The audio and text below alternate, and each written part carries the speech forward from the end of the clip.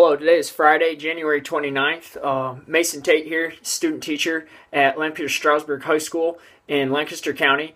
And some things that I took away from week 3 of student teaching. This was actually my first week in the classroom being the teacher instead of observing. It was very exciting, had a lot of fun. Look forward to getting back into the classroom on Monday, hopefully. As it turns out, this past week, Monday we had a snow day. We got pummeled with snow over the weekend, so that put a wrench in beginning my teaching. And then Tuesday came, and we ended up with a 2-hour delay. And then the same thing happened on Wednesday. We had a 2-hour delay.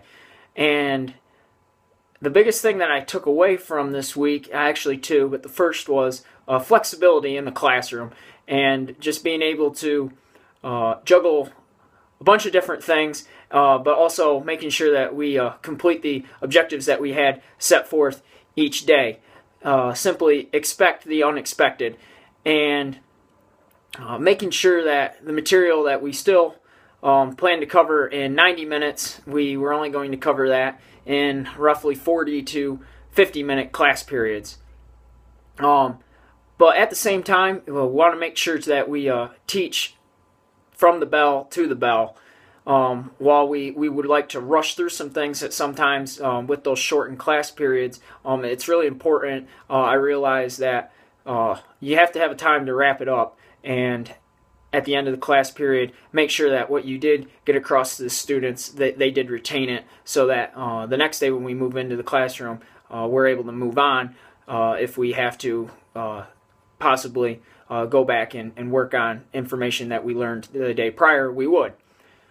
Also, was the wacky bell schedule really screwed some kids up. And you just have to be patient with them, and they might be staggering in a few minutes late, or their lunch period was a little bit different, and they were just getting into the groove just like us. This was the first week of the new semester. I teach in block scheduling, so a lot of kids had new schedules, and things like that were a little different for the teachers as well as the students.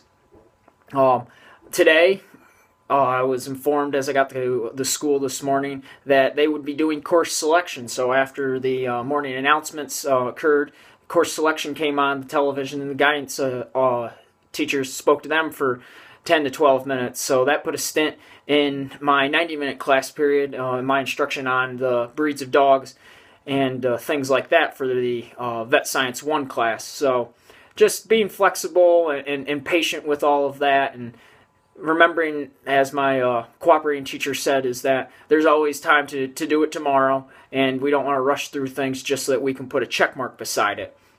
The other thing I did say that I took two things away from this week was building that rapport. Build that rapport with students. I can already tell that it's paying off tenfold for me. Get to know those students' names, seeing them there at the door in the morning, greeting them, things like that. It's definitely already paid off for me, and I look forward to working with them more as the weeks go on. So those are the two big takeaways that I took away from my third week of student teaching. That would be flexibility, expect the unexpected, never know what's going to happen. You just have to roll with the punches. Nothing's ever set in stone, and then build that rapport with students. Those students, when you get to know their name and say their name and say thank you and appreciate the hard work that they're doing, it's really beneficial.